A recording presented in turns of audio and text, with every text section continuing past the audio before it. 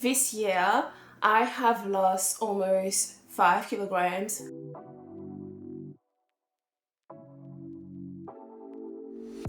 Take it away, feeling too good to me. Chilling all day, all in your space is where I wanna be. I have lost body fat, I've dropped my body fat percentage, and I have increased my lean muscle mass. And I have done all that all while maintaining a good relationship with food. I have managed to be in a calorie deficit and not mess up my appetite or my relationship with food. And in this video, I'm going to be telling you about how I achieve this, what I've learned throughout this journey, what I would do differently, and basically what's next for me. You're the reason I'm going out my mind. So I didn't actually lose this weight in one go, and in fact this took 2 goes. Around the 10th of January, this is when I decided that I wanted to attempt a weight loss journey, and I started by tracking calories. And I use this app. I want to show you this app that I use, because this is something that I haven't been able to show people, because I've been recording on my phone, but I just got a new camera. So I just wanted to show you this app that I use to actually so it's My Diary Net. It's the green here, My Diary Net. And so that's the app that I use to track calories. And basically that's what it looks like, and it's super easy to use. It's really easy. Honestly, it's really easy. So obviously, when you're tracking your food for a few days, like for a few weeks, you get a really good idea of what your maintenance calories are. At that point in time, my body weight was actually stable. Back then I was around 88 something kilograms, and my weight has basically been around that for a long time. I wasn't losing weight, I wasn't gaining weight either, so I knew that whatever amount of food that I was eating at that point in time, that was basically maintenance. So I was just trying to figure out what that was for me personally. I tracked calories for 2 weeks, and so that I could figure out what my maintenance was. And on the 3rd week, I was actually gonna start my diet. I was actually gonna start cutting back on calories to lose weight. However, that coincided with me going back to work after the school holidays. If you didn't know, I am a school teacher, and I was going back to work, and I didn't want to start the calorie deficit and cutting back on calories, and I didn't want that to coincide with when I go back to work, because I know that when I go back to work after a long break, it's quite stressful. I have to get back into new routines again, and it just was gonna be too much. So I just continued tracking calories for another week while I went back to work and got into like my routines and stuff. And yeah, it's basically been 3 weeks of just tracking, but not actually dieting, if that makes sense. And it's not until like week 4 that I actually started dieting. And the way I did it is by reducing calories by 100 calories each week until I get down to a 500 calorie deficit, which obviously was going to take like 5 weeks. Lots of maths. What was interesting is I didn't even need to eat in a 500 calorie deficit to start losing weight. I was noticing my weight was going down on the scale fairly soon. Basically, I was on 2,600, and I was noticing some weight loss. Not a lot of weight loss, but a small amount of weight loss already.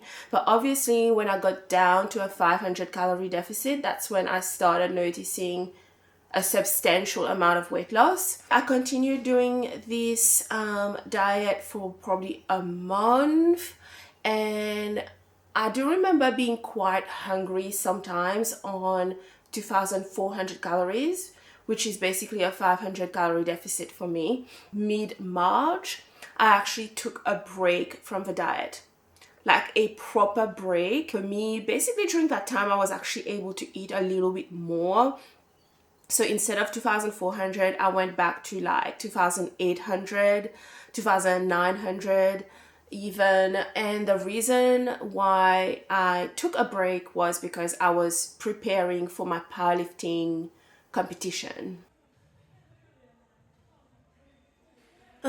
So yeah, the powerlifting competition happened on the 4th of May. So I did that, and after that I took a 1 week vacation to Apollo Bay. And when I came back, we're now talking like around the 9th or the 10th of May, I decided to go back on the diet again because I wanted to lose more weight. And at that point in time, I was around 86 kilograms. And I basically just did the exact same, not exact same thing, but I did a similar thing to what I did earlier in the year. I thought that week when I'm back from the holidays, because I'm trying to get back into my usual routines and stuff, I thought I would just track but not cut calories yet. I just did 1 week this time. I didn't need to do 2-3 weeks because I already knew what my maintenance was at this point in time. The week after, I dropped by 100 calories, and I did that basically every week. I cut 100 calories until I reached 2,400. But I have to say that the second time around, it was a lot more challenging. Like I was noticing like I was getting more hungry already on 2,600 calories, which was annoying. It was annoying. I didn't even expect that because in January when I did this, or February really, in February when I did this, I didn't start getting hungry until I reached 2,400. But this time around, I don't know, literally 2,600, I was already starting getting hungry, but not super hungry. I was just noticing that I was a bit more hungry than usual on 2,600. So the next week I went to 2,500, but every time I dropped the calories by 100, I noticed my hunger getting worse and worse. The other thing as well is back in February, it's summer. By the way, I live in Australia, Southern Hemisphere. So currently right now it's winter in Melbourne. So back in February, it was like summer, autumn months. So back in February and March, it was like really easy to get outside every day. The weather was nice, the days were longer, so I could actually go for a walk in the morning, then go to work, then go to the gym in the afternoon, or even like go for a run in the morning, go for a walk in the afternoon. Like I was easily getting like 10,000 steps every day back in February and March. But this time around in May and June, the weather was atrocious. It was cold, it was raining almost every day, and I was struggling to get my steps in as well. Oh, it's so bad, it's so windy. And also, yeah, the hunger. I think that when it's like really cold, you tend to feel more hungry, and you also don't want to eat things like salads when it's cold, yeah? Like you don't want to eat salads. You want to eat like things like soups or stews or things that are more rich. And I think that the second time around, it was a lot more challenging for me. I was a lot more hungry. I definitely struggled. You know that video on my channel where I said, like, I have a video right now on my channel that says I am struggling, exclamation mark.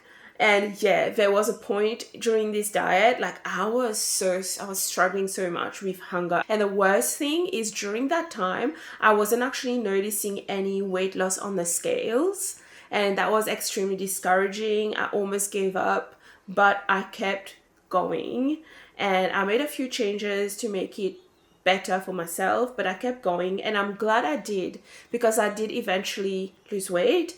And I did eventually get really, really good results that I'm happy with. Fast forward till today, we are now the end of July. And I've basically been dieting for 2 months. 2 months, yeah, for the entire of July, the entire of June, and halfway through May. So basically I've been on this diet for 2 months and a half, and I've lost 2 kilograms this time around, which is not much. However, that's because I have gained muscle. Yes. So I will talk a little bit about like my actual results in the next part of this video, but I have to say that the weight that you see on the scale, it's not the end all and be all of your results. There's other better ways to actually measure your progress. So we'll get to that. So yesterday I went to my follow-up DEXA scan appointment, and I actually got a DEXA scan back in May at the start. Basically, when I got back from vacation, I went to get this DEXA scan in May, and I wanted to see how my body would change, like my body composition would change during those 2.5 months. This one here is from May, the 17th of May. Is the date on here? Wait. Where's that? Oh yeah. So scan date 17th of May. Hopefully you guys can see. 17th of May 2025, and my results, my total body fat percentage was 35.5%, and my lean muscle, okay, I can't find that, that's pretty hard to find. Okay, yeah, my lean muscle, I don't know why they have this in grams and not in kilograms, but my lean muscle was 56,255 grams. They should really have this in kilograms. So 56.2 kilograms of lean muscle. And this here, those are my results. Those are my results from yesterday. And my body fat percentage is now 33.5%. So I've actually lost 2% body fat. Yeah, this is pretty good. My lean muscle is also now 57,000 something.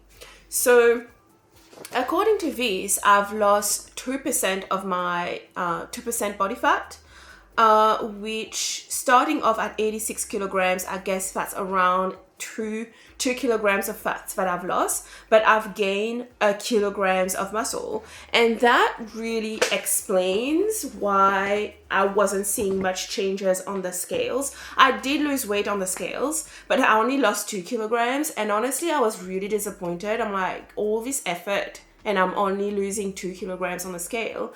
But as I said, it's not just about the scale, it's about your body composition changing, and changes in body composition is more important than just losing weight on the scales. So I have gained kilograms of muscle and I've lost 2 kilograms of body fat, which honestly I did not expect, but this is what happened.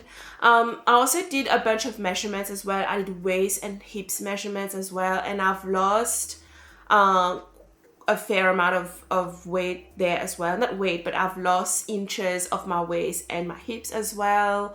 And some of my clothes fit a lot nicer now. And stuff. I want to show you how these leggings fit on me now. Look at this.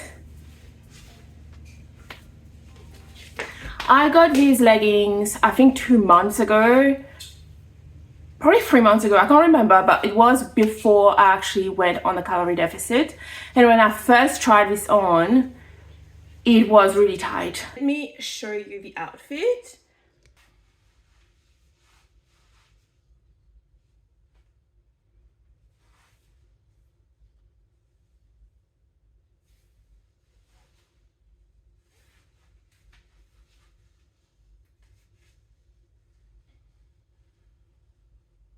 But now it's pretty loose.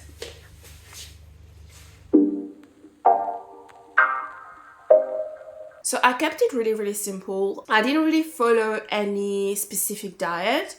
All I did was track my calories and just make sure that I was eating in a deficit. I was having very high protein in my diet. I was eating probably between 140 to 150 grams of protein every day. With the carbs, I reduced my carbs a little bit, but I didn't go low carbs either. I didn't cut out all the sugars or cut out bread. I didn't even cut out anything really. I was still having ice creams and stuff. But I reduced the carbs a small amount, a little bit. Some of the ways I reduce my carbs, firstly, my rice. I like having rice at dinner. You guys know I'm from Mauritius. We eat a lot of rice in Mauritius. I started measuring my rice, and I was having like 200 grams of rice at dinner, and that's it. Because previously I was eating more than that.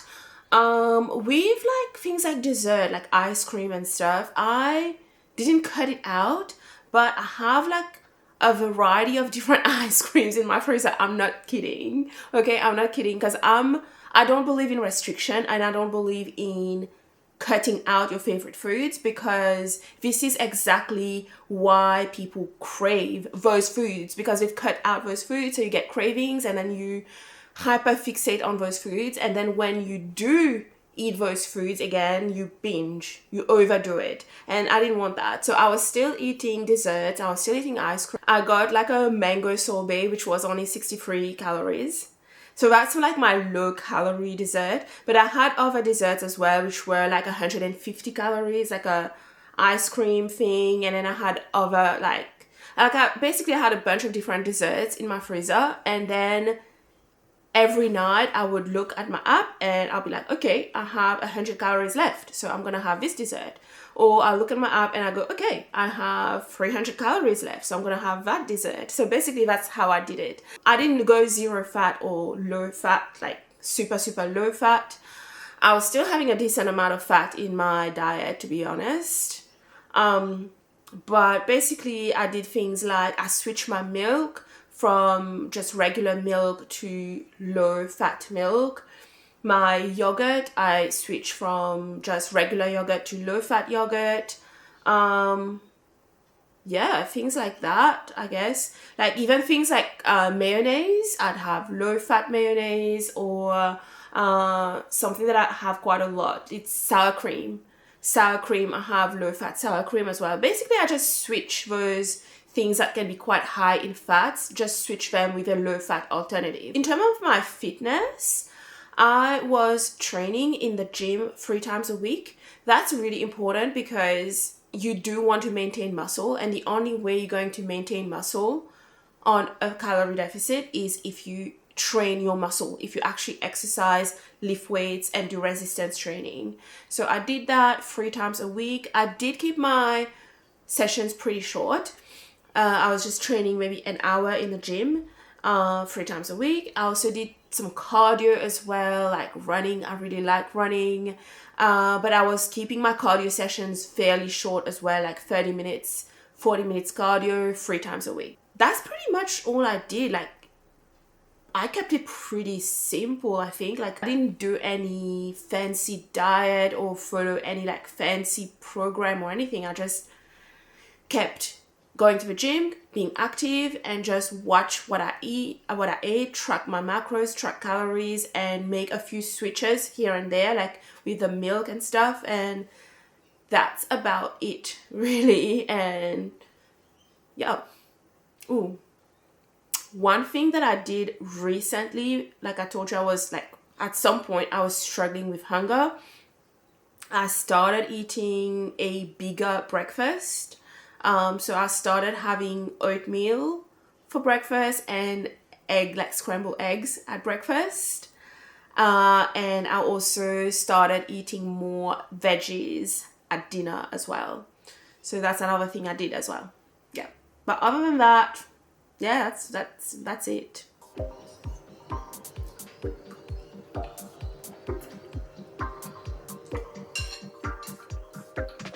My apologies. I hope there's no fruit in my teeth. I just finished lunch. My camera was about to die. Honestly, I'm using this camera for the first time and I'm not used to it yet. And I'm still learning, and like literally the battery, I could see the battery flashing and I had to charge. the camera, and I was hungry as well, so I had lunch. And now we can go back to the video.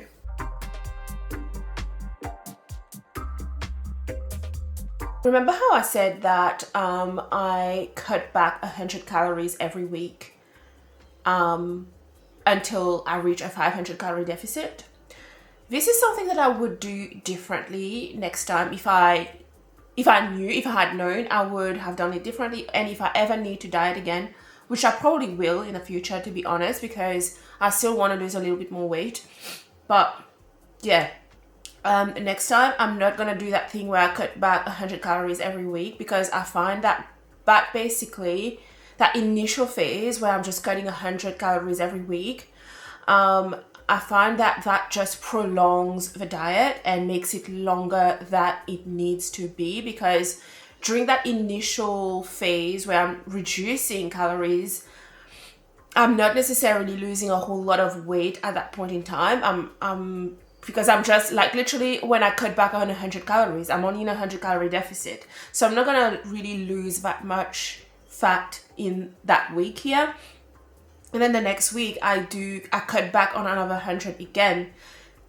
I'm not gonna lose a significant amount of body fat in that week. And I said I wasn't gonna explain things, but I think I should explain this. The reason I did it this way is because I didn't want to do like a crash diet where you go hard into the diet and then it ends up being too hard and then you just give up. I didn't want that. I want to do it like a progressive thing. I want to take my time with it, and I wanted to give myself and my body time to adapt to this new way of eating, which is why I did it so slow and I took my time with it. But now that I've done this twice and I've experienced what I've experienced, I feel like I could have, especially the second time around, like in May, I feel like I could have cut back the calories faster, or cut the calories back more sooner. That way I would probably have seen more weight loss within the same time frame, if that makes sense. Because yeah, as I said, the initial first 3 to 4 weeks, I didn't really see significant amount of weight loss. Like I told you guys, like the time when I saw a really big, like substantial weight loss, when I was down to 500 calorie deficit. So next time when I do this again, which I don't know when that's gonna be, but yeah, like next time when I do this again, I'm probably gonna cut back maybe 200 calories instead of like 100 calories. So I'm probably gonna cut back 200 calories every week until I get into a 500 calorie deficit. That way I don't have to drag out the diet, if that makes sense, and I can maximize my weight loss during that dieting phase, if that makes sense.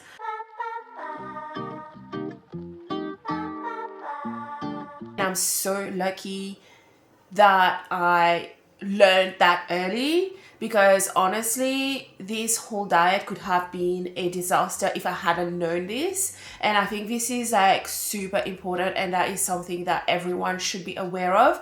But a lot of people who lose weight using calorie tracking and trying to eat in a calorie deficit, they use the app, and the app calculates their calorie maintenance and their calorie deficit using the information you provide in the app. So the app will ask you for your age, your height, your current body weight, your current level of activity levels, and then it puts all this information into this formula, and it tells you, okay, this number is your maintenance, and to lose weight you need to eat this amount. And it's the same thing if you go online on a website, on those like online calculators, and there's lots and lots of those calculators online where you put this sort of information and it will tell you what your maintenance is and like that sort of information. And I am so glad that I did not use that, because my app, especially like the one I showed you before, it really severely underestimate my maintenance calories. Like I swear to God, like literally it was telling me that 2,400 calories was my maintenance when I knew 100% that is not the case. Okay, it was telling me, the app was telling me, and I'm pretty sure if I look on the app now, it's still gonna be saying the same thing. It still hasn't updated it. Like, I don't know where to find this. One sec. Give me a second. Wait, I'm gonna find this. This is important. Found it. I found it. Okay. So, this is what I've put in the app. Okay.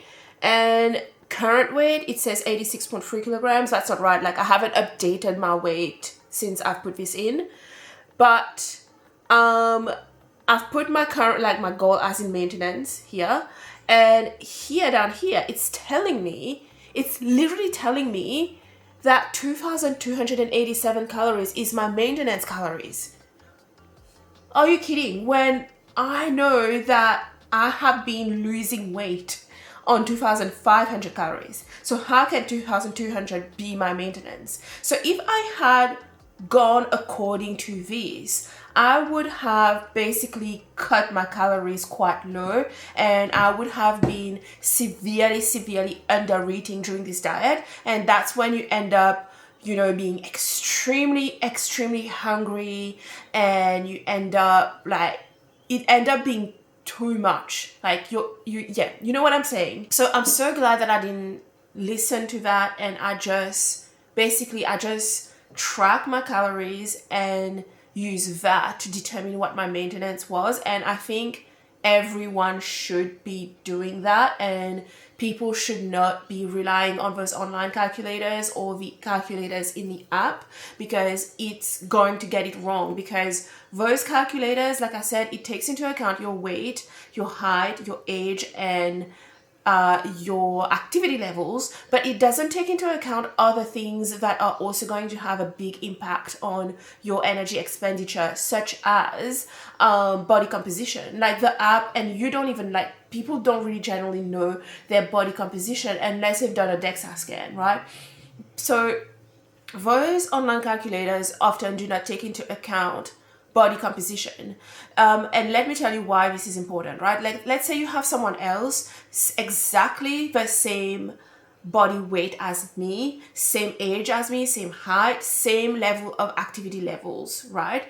But the difference between me and that other person is, let's say I have been working out for 5 years and I have put on quite a lot of muscle mass on me, and this other person, maybe they are a beginner, they're just starting to work out and they don't have as much muscle mass. So despite us being the same weight, same height, same age, and we do the same amount of exercise, the person who has more muscle mass is going to have a higher metabolism, and it's quite significant. The difference is quite significant. You might think that it doesn't matter, but a person who have more muscles on them will burn more calories per day compared to a person with less muscle on them.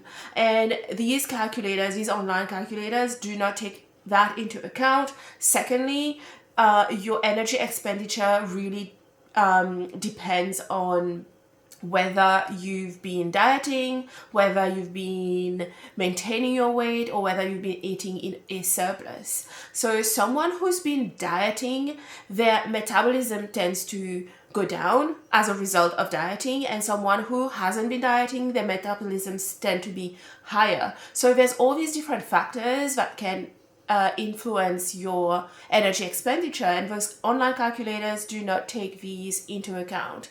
So I'm so glad I did not follow that, because that could have really ended up really badly for me. And I just figured out what my maintenance was via tracking for a few weeks, and that's what I recommend people do as well. Dieting in winter is significantly harder than dieting in the summer months.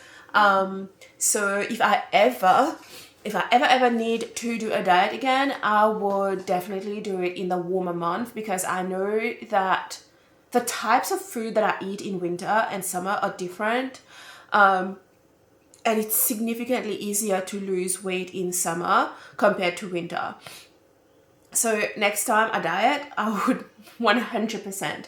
I will never diet in the colder months again. I know people say that you build your summer body in the winter. Anyway, I mean, if you want to build your summer body in the winter, go for it. But I have learned my lesson.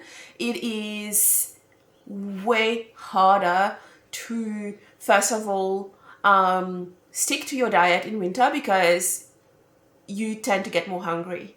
You tend to get so much more hungry. But maybe everyone is different as well. I don't know. Maybe it's just me. I don't know if everyone is also going to have that same response to the cold weather. But for me, unfortunately, I was really, really hungry and really, really cold all the time this winter, and I really struggled because of that. And I also really struggled to be active.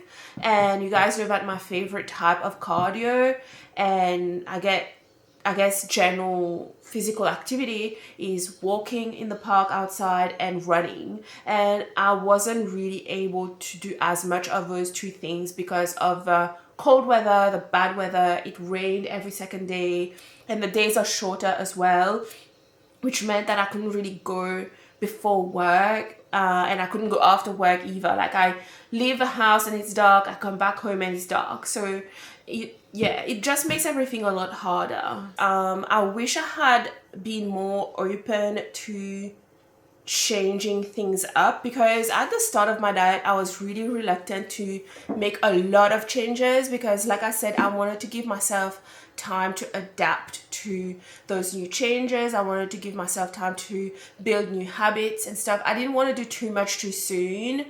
I didn't want to change everything. I wanted to keep it fairly simple. I wanted to basically diet and continue eating the same types of food that I have been eating, but just make a few switches here and there. But I wish I had been more open to changing things more, because what I realized is that I was really, really hungry. For about 3 weeks, I was on 2,400 calories, and that was like, we're talking like June, right? Like recently in June, I was so hungry. For the past 2 to 3 years, I've always had the Milo high protein breakfast cereals, and that's what I had every single day at breakfast. But honestly, that just wasn't working for me, and I was like really reluctant to try a different thing for breakfast, because when you've been doing something for so long, it's really hard to change it, like to completely like do a whole like different thing. But I wish I had been more open-minded about trying a different breakfast. It took me like being really, really hungry for 3 weeks until I finally decided to give that a go, to actually completely change my breakfast. And I wish I had done that sooner, because now I have eggs. I have eggs for breakfast. I have 2 scrambled eggs. Sometimes I have 3 scrambled eggs for breakfast, and I have oatmeal with blueberries, and sometimes I have some fruits as well. So as you can see, that is a big difference compared to the cereals that I used to have. And I wish I had done that sooner, because the breakfast that I have now, it's a lot more filling. It's just a really good breakfast. It's like got more protein in it and stuff. And I wish I had done that a lot sooner, earlier in my diet, because then I probably wouldn't have gotten so hungry. Another thing that I've learned as well, but I am blessed to have learned this very, very early on in my weight loss journey, is when you track calories on an app, there are days where you are going to go over, right? Like, because I would set a goal on the app. I would set, say, I don't know, 2,500 calories as a goal. And then that day I go, ooh, I've eaten 2,600 or 2,550. So you go over, and a lot of people, and I've experienced this as well myself in the past, is when you go over like that, you can feel guilty, you can feel like you're doing it wrong, and you feel bad. But what I've learned really earlier on, and I'm so glad that I did, is that 50 calories above is not a big deal. It's so not a big deal. And what I started doing is, instead of like looking at my daily calories, I would look at my weekly average. For 1 week, I might have set a goal of 2,500 calories, and certain days I go higher and certain days I go lower. And that's okay, because across 7 days, it averages out to 2,500. And as long as the average was on target, I was happy with that. And I didn't actually kind of obsessed over the app and like every day like look and go, oh my god, I've gone over, blah blah blah. I didn't do that, and that really helped me, because tracking calories can get pretty obsessive, if that makes sense. But yeah, doing it this way, looking at the averages instead and the long-term trend, instead of like focusing and zooming in on that little tiny little detail, really helps.